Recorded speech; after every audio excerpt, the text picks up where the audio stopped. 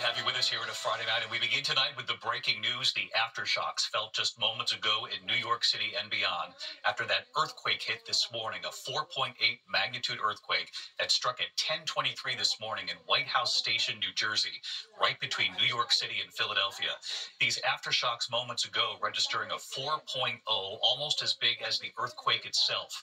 Now, the earthquake this morning rocking millions from Maryland right up to Maine, triggering confusion at first and then alarm, ground stops at New York airports. The epicenter in New Jersey, some 40 miles west of New York City, 60 miles north of Philadelphia, the strongest in the area in more than 100 years.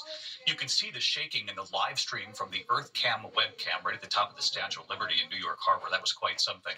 And the rumbling. You can see it and hear it in this home in Middlesex, New Jersey. Pictures shaken off the walls, falling to the floor. A startled dog jumping from the window on the back of the couch there. Customers rushing out of a coffee shop. This was in Boonton, New Jersey. And the moment of confusion during a live-streamed event from New Jersey, taking off the headset there, not knowing what was going on. In Newark tonight, 3 buildings evacuated and condemned after suffering serious damage right during the earthquake. And as I mentioned off the top tonight, the aftershocks just moments ago. So senior meteorologist Rob Marciano is standing by in all of this and what could still be coming. And ABC's Trevor Ault leading us off in Newark tonight. Tonight, millions in the Northeast on alert for aftershocks after a 4.8 magnitude earthquake rattled much of the eastern seaboard. The quake striking at 10:23 this morning, centered about 45 miles west of New York City in White House Station, New Jersey, where New York station WABC broadcasting live, taking calls from alarmed viewers near the epicenter. We were sitting on a couch and we originally thought that something exploded outside. And it started shaking very, very, very violently. And this explosion was near deafening. It was nuts. And then we went outside on the deck. After it kind of settled down, you could feel the deck railing shaking like a jackhammer. It's the strongest quake to hit the Garden State since the 1700s, lasting more than 30 seconds. I thought it was like a truck driving past because sometimes my house will shake from that. And then I realized that can't happen from a truck. So I called my mom. I was like, Mom, is this an earthquake? She started screaming. She's like, get outside, get outside. Security cameras catching it shaking home, sending pets panicking. People running to safety out of this cafe. The shaking coming mid-haircut at this barber shop.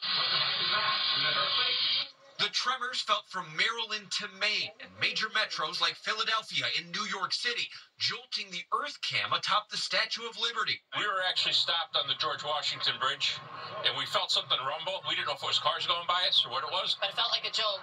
And you saw cars go like this, kind of shake back and forth. They even felt it during batting practice for opening day at Yankee Stadium. I felt something. I thought, right? And then, I'm glad to hear it because I know that I'm not going crazy now. Multiple airports issuing ground stops. Newark Airport alerting pilots. Our Central aircraft awaiting departure.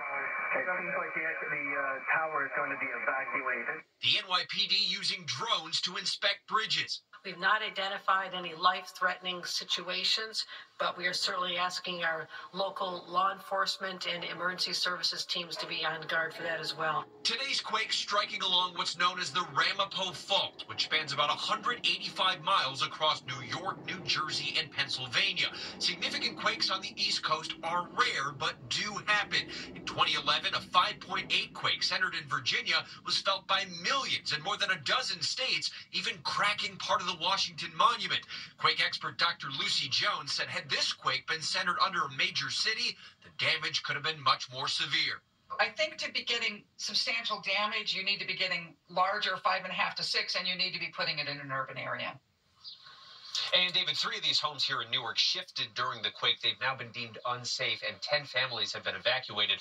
David, we also just learned of that 4.0 aftershock. That was registered not too far from here, and it was also felt in New York City.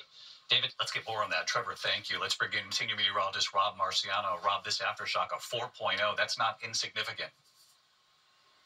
No, and we were worried about that. We had a number of 2.0 or less quakes after that first one. This 4.0 significant, sure, and it's going to be hours, if not days, of that threat continuing until the ground around that fault and that original quake settles down, David. Shocks in the hours to come. In the meantime, Rob, you're also tracking this next cross-country storm.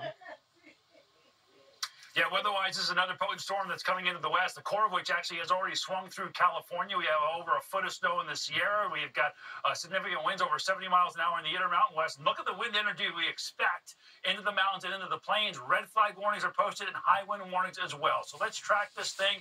The bulk of the precip getting into the mountains are more in the way of heavy snow there. Sunday into Monday, the energy gets into Dallas, and that's when we expect to see a severe weather threat for several days. But beginning Monday afternoon, after the eclipse, but that also means that we'll probably see clouds building up before the eclipse for Texas, for parts of Arkansas and Oklahoma up through Carbondale. Maybe a little break in the clouds going into Cleveland, Ohio, Buffalo, where I'll be. That'll be hit and miss. And the clouds get very close to Burlington, where you will be. So no guarantee of clear skies there. It's April. The atmosphere very active. We'll just have to see what the weather gods bring us on Monday. Hopefully everybody gets a sliver of clear skies during totality.